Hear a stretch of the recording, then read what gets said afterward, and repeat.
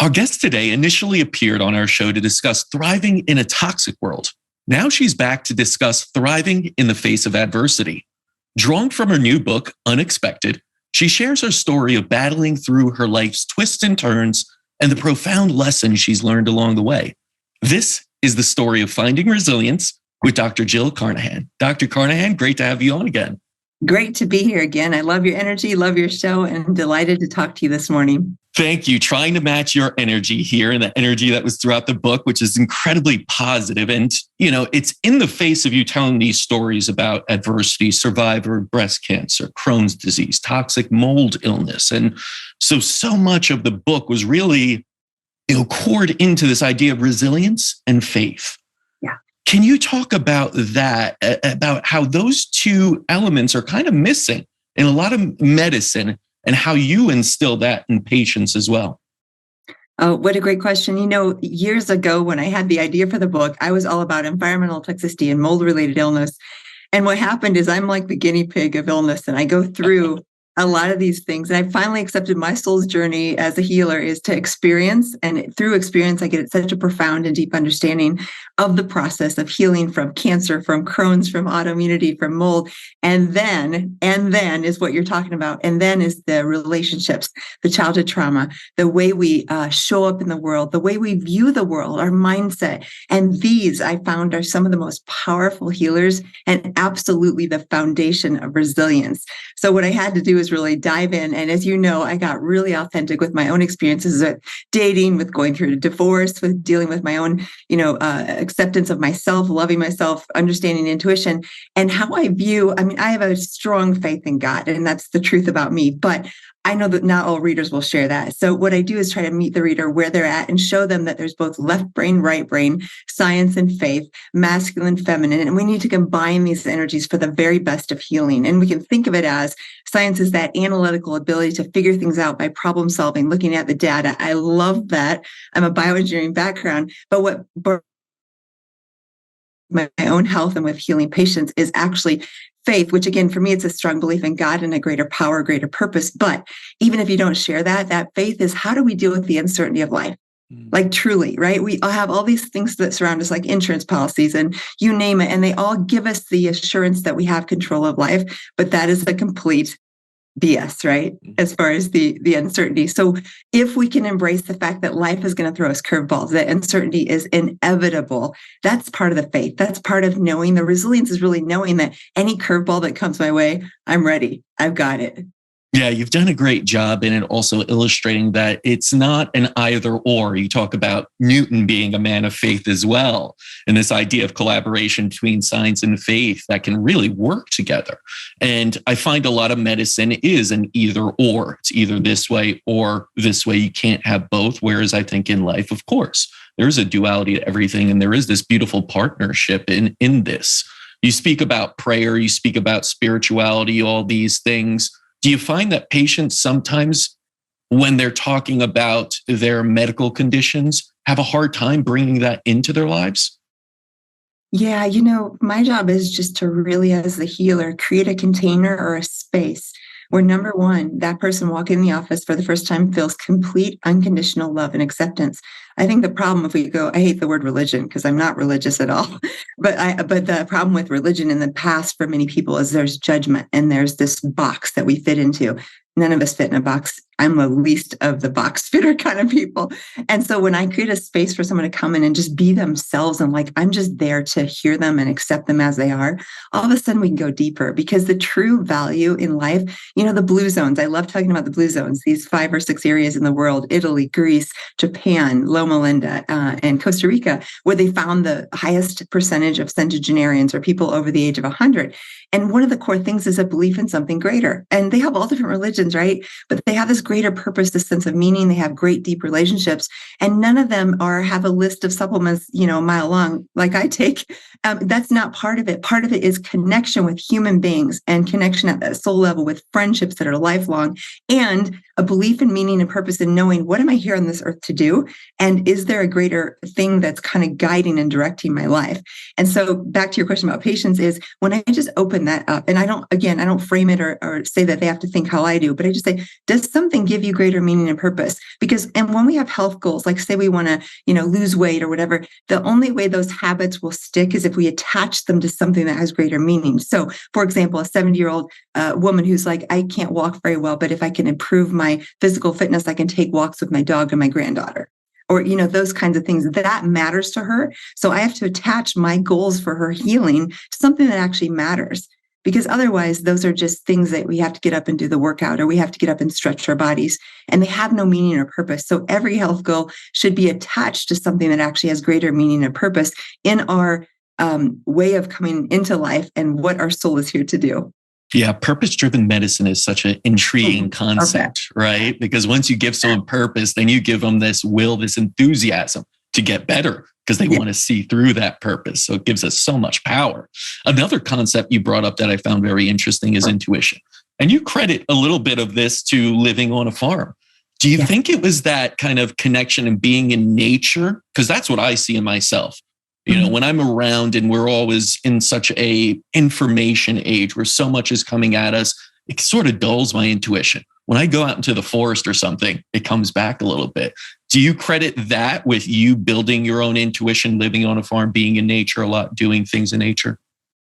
Absolutely. And it's so interesting because I kind of have this curve, as many of our journeys in life are. I grew up and I was a super creative, intuitive, highly sensitive person. And I was in this family of German Swiss bioengineer, very, very stoic, kind of mechanical, science-based and all of that. And again, I credit both sides are equally important. And then I went in and I was surrounded by brothers on a farm where you're tough and you're resilient, and like that's built into the genetics, right? Because you have to be to survive on a farm, and then around brothers and boys. And so I had this sense of I didn't really have a sense of self early on. And what I did is those pieces that were more artistic and creative and feminine and intuitive, I suppressed to some extent because it didn't fit. It didn't really fit in. But I did grow up running around on the farm, playing outside, helping mom in the garden, growing fruits and vegetables, very, very attached to our earth and our soil. That was just how we grew up. So I had that in me. And then medicine almost beat it out of me because our medical schools are so masculine driven, so analytical. And again, there's nothing wrong with that. But what happened in medicine is the culture of medicine, at least our allopathic conventional system, trains out any sense of intuition as a value, as something that could give you information. It's basically there is no value in your intuition. It is all science. And that's where I'm here to say, no, it's both. So after medical school, I started this percolating up. Oh, wait, I have this sense of something this patient, I think they have mold exposure. And it's more of an intuitive sense as they tell their story. And then I prove it with the science, but I kept over and over and over again running into the fact that my gut instinct was right on 100% of the time. And so I was like, wait, I can trust this. So I had to kind of relearn. And back to your point of how do we get there? If you're an intuitive being, which we all have some of that, and you want to culture that, getting in touch with nature, our world right now, we're off the ground. We're on either high-rise buildings or a building that's, we're not touching the earth. We're usually away from nature. We don't, unless you're camping and living in a tent, you're not laying on the ground, sleeping on the ground. We're not waking up with the sunlight and going to bed, when the sun down, like our cultures before us did. So we get out of touch with the natural biorhythms of the earth. And those are some of the things that actually allow us to really touch base with our sensations. Because also the science and the masculine feminine is, do we live above our neck? I did for 40 years. I lived here in my mind, and my mind was a way to figure things out. When I started going down into my body and saying, how does that feel? And you walk into a room, you can feel this. And even if someone's not highly intuitive, they walk into the room, and if there's been someone either an argument or someone angry, you can feel that when you walk into the room. Or if you walk into the room and there's so much joy and happiness, those things, before you walk in, if you touch base with your body, the kinds of people you're going to meet, the kinds of situations you're going to be in. And often we kind of suppress that. So we lose touch with those pieces of data that are actually in our bodies. It's wonderful. I often tell patients, and sometimes, people just randomly reach out to me and ask questions, sit with yourself for a little bit, hold your heart, just go in, maybe even into nature, ask yourself that a few times, see what comes up for you. Because I will never be able to give you a better answer than your own intuition, especially not knowing you. And one thing I've taught and learned myself is First of all, what you said, I literally will sometimes in the morning when I meditate, hold one hand under the heart, one hand on the stomach, close my eyes and touch base. I don't truly meditate. I do more lucid dreaming, but I can imagine these scenes and visions. And for creatives like you and I, sometimes that lucid dreaming is another way to tap into the subconscious and like what else is possible. Often I'll literally ask myself a question and then just meditate or think on it. And something will just almost like I said, a lucid dream, and I'll get answers and images and things. But before we were taught that has no value. The thing I was going to say though is expansion versus contraction. If I just say that, like what feels like, even when you breathe in, that's expansive. That feels really good to me. Contraction might be like we said, we go in a situation and we just like, oh, this doesn't feel good. Or relationship, right? So many of us hang on because we're fearful of being alone or there's some other reason.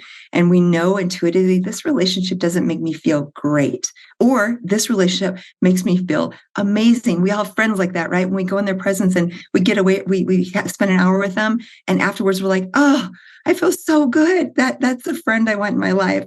And so these things are actually, if we touch base with how our body feels, we have great knowledge in that. You mentioned we're both creatives. We're both also highly sensitive people. I myself definitely am. It can be seen as a curse, but you say it's a superpower. Can you go into that a little bit? Yes. So I literally read 2 books that changed my life. One was Quiet, The Hidden Power of Introvert in a World That Can't Stop Talking, which I love that subtitle. Right. And then she went on to write Bittersweet, which is another one of my favorites. But that book, and I read it in my 30s, and I was literally crying because I thought I was an alien, right? Like I thought I was this freak that I didn't fit in this world. And there was like this secret inside me, right? There's something wrong with me. And then the HSP book by Elaine Aron, which I mentioned in the book, both of these books allowed me to realize, wait a second, this is actually number one, a normal variant of humanity. I'm not an alien. And then number 2, it's actually a superpower. And here's what it is. So bottom line is a highly sensitive person is one who lights and sounds and noises and conversations and smells and lack of sleep and everything affects us to a greater extent. And so I would walk through the world being like, why am I so sensitive? For example, 8th grade girls' slumber party. Everybody would stay up all night and drink soda and eat junk food. And they'd have a blast. I was like, fallen asleep on the floor, passed out at like 10:30. And then they would, make fun of me. And I'd wake up and the next day I'd get sick. Like I could not handle a slumber party. And I was like, what is wrong with me? Finally, my mom was like, you can't go anymore, Jill. Every time after the slumber parties, you get sick.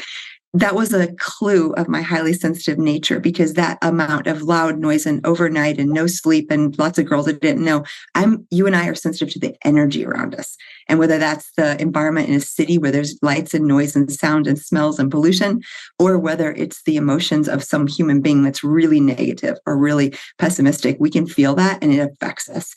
So the gift there is we actually see details and things in the world. We see patterns that other people miss, because that sensitivity also allows us to see things at a very deep level and understand patterns. Like I would love to go to a party or a conference or a room and just watch. I bet you do the same. Just watch people, or years ago, the malls, right? And you just watch it, and it's like fascinating to me, human behavior. Because I'm like watching, I'm like, I bet and I could make all kinds of inferences that were probably right about their relationships, about their health, about all kinds of things. Right. But I'm watching them, I'm watching their behavior. And even this gift in a clinic, when I'm sitting across from a patient, most of the time I'm listening and I'm just watching. And usually an expression, a grimace will allow me to say, oh, tell me more about that. What happened in your childhood? Because I'm watching and seeing things that no one else is seeing. And by watching those little clues and then using my intuition, I can come to conclusions and solve problems that no one before that has been able to. And again, I know you can relate. So it really is, as we embrace this, and then the piece of that about embracing it is saying, I'm not an alien. I just need better sleep. I need to take care of myself better. So I go in kind of now with confidence saying, you know what? Sorry guys, I'm out at 10 o'clock. I need to get a good night's sleep. And instead of apologizing for my sensitivity, I'm like, no. It's okay to be high maintenance if you're high performance. That's my favorite line. Right. That's a good one. And it's so true. We have to first care about ourselves and how we're going to give back to the world and understand our own limitations. There's nothing wrong with being highly sensitive, and it is truly a superpower. I've definitely witnessed that before. You talk a bit about, eating in general, very clean, organic, non-toxic, non-mold, all these things. But you also talked about specific carbohydrate diet and how that helped you. Can you go a little bit into that? Because a lot of people hadn't heard of that diet before. Sure. So, breast cancer 25, got through extensive chemotherapy, 3 drug, which destroyed my gut. And that's where the Crohn's comes in. 6 months later, I was having cyclical fevers, abdominal pain, bleeding, diarrhea. And I woke up in the ER after I passed out. I was working in the ER, passed out in the ER, woke up in the ER as a patient. And then I went to surgery that night for an emergency. I had an abscess infection and came out the next day. Doctor's like, you have Crohn's disease. So I was like, what in the world? I just got over cancer. But it makes sense because the chemotherapy creates more permeable gut. Permeable gut in someone with genetics that cause Crohn's, which I have, means that my microbiome, when it started leaking into the bloodstream through the permeable gut, triggered an autoimmune response, which created an abnormal response on the lining of the gut where my body attacked my gut lining, and there is Crohn's. So what do I do, right? I saw a gastroenterologist a week or two later to get the diagnosis and figure out what to do. He gave me a really depressing spiel. He said, this is lifelong. It's incurable. You're probably going to need immune modulating drugs and steroids all of your life, and maybe part of your colon removed. I'm like, great. And then I ended with this. I was like, doc, and I was purely innocent. I didn't know any better. I just like, does diet have anything to do with it? I want to do what I can. And he did not pause. He just like, Jill, diet has nothing to do with it. But back to the intuition, even at 26 years old, I was like, that doesn't seem right. Like, how in the world can diet have nothing to do with the gut? So I was like bound and determined to prove him wrong. And I went on a search and I found Elaine Gottschall's book that's from the 70s or 80s. It's not a new book. And she talks about specific carbohydrate diet for treating ulcerative colitis. She first found it in her daughter. There's another doctor, I can't remember his name, who showed her. And then she started writing about it because it really completely put her daughter into remission. So bottom line is this. With Crohn's and colitis, I know this well now. Often there's overgrowth of bacteria, as we mentioned, especially SIBO, small intestinal bacterial overgrowth, and SIFO, small intestinal fungal overgrowth. In fact, what many people don't know, and doctors do, but they don't put it together, the Crohn's panel we do on any lab is actually anti-candida, anti-Saccharomyces, which are yeast antibodies, and it determines the severity of the Crohn. So if you have anti-yeast antibodies in your body, which means you have a colonization of yeast, the Crohn's is more severe. And again, docs are checking these things are called ANCA or ASCA, AMMA, et cetera. And they're like, yeah, those are antibodies. They're not thinking that those are actually yeast antibodies. So maybe we should treat the root problem. All that to say, the specific carbohydrate diet eliminates certain disaccharides, so double molecule of carbohydrates that will feed the SIBO and the SIFO. So it's almost like a type of FODMAP diet where you're eliminating the precursors that are going to trigger that overgrowth of bacteria. And so it works really well. And my story was I went on this, didn't know any better. I also went off gluten, which I didn't know that trigger was there too. And within 2 weeks, my fevers, my symptoms were gone. Now, it took me a couple of years to really heal from Crohn's, and I consider myself today, I don't have it anymore. It's cured. So beautiful. Yeah. Food is medicine. We have to believe that too. Now, aside from the book, you also have a documentary coming out about your life. Super exciting. And it's called Dr. Patient. Can you tell us a little bit about that? What it was like even creating a documentary about yourself? Yeah. So this is intuition's so crazy. I sat on 2021, January 1st in my meditation chair, and I was working on the book and actively involved. And I realized with the pandemic, all of a sudden people were switching from books to screens, right? And my goal is not to sell 100 books. I mean, 100, whatever, million books, let's say that. But it's to reach people and impact people. And so the impact was my heart and my goal. And I really sat there and I was like, just the intuition, I need to switch to screens. I need to do a documentary. Now, granted, I have no clue. I have never had any experience with making a documentary, but it was this intuition, like I need to do a documentary. So I was like, well, anything I put out into the universe, either something comes back and it starts rolling or it just falls flat on its face and there's no harm. So I started meditating, praying about that, made some calls. Within 7 or 10 days, I had an executive producer, a director, like this whole team. And they were all like, we love this idea. We're all in.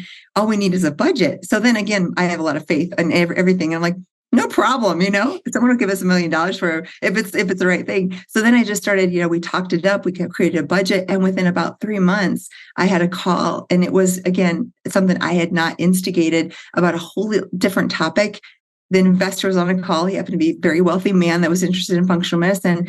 And my intuition was like, pitch the documentary. So I did. And within 2 weeks, he flew out. He's like, here's a check for the whole amount for the documentary. So then in the last 18 months, I had been filming here in Colorado in different locations and just filming the story. It follows the book a lot because it's the story of my life. But the bigger picture is functional medicine, integrative medicine, this idea that there's more out there for patients and really opening that up to the world to know that there is more than just standard medicine.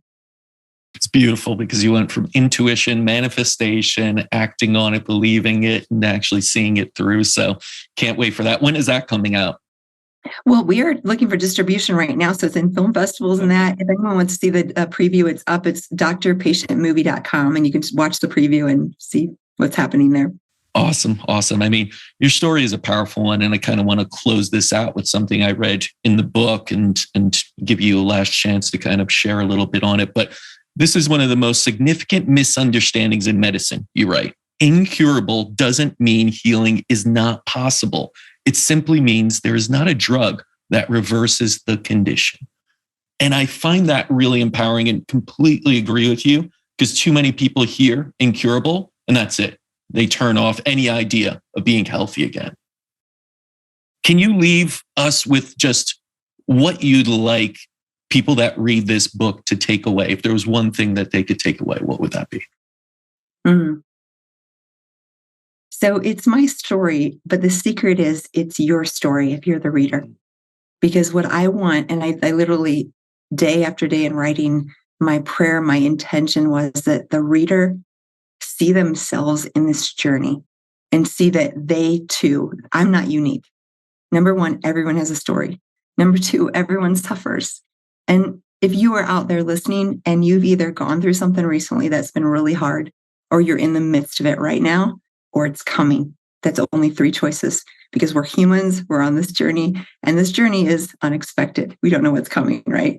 So my goal for the reader is to see that they too can be as resilient as I am with overcoming, and that I can empower them to believe that anything is possible. Because as you and I know, when you look at the world with this delight of what is coming, what's next, what's unexpected, and the real title, I use unexpected because it really encompasses so much. It's unexpected miracles. It's like, what can we, and it's when we view the world with this delight and excitement about what's coming up, what's possible, what am I capable of? How can I overcome this? It opens our subconscious and it opens our mind to see possibilities and see solutions that we never knew existed. And everyone has that power, not just me. So for me, it's empowering the reader to believe that anything's possible. And my story is just a guideline or kind of a framework to put their own story in. And I hope more and greater come after this with the stories that we hear of transformation through the readers of the book. Yeah, it's a beautiful book, beautiful story. And yes, you do find yourself connecting with it in many ways, seeing the parables and connections all around. So congratulations on that. Unexpected again. And we'll look out for the documentary. So thank you so much. You're welcome. Thanks for having me as always. It's stories like Dr. Jill's that restore hope and after a new path for taking control of your own health and well-being. Check out her book, Unexpected, Finding Resilience Through Functional Medicine, Science, and Faith. And until next time, keep writing your own miraculous healing story.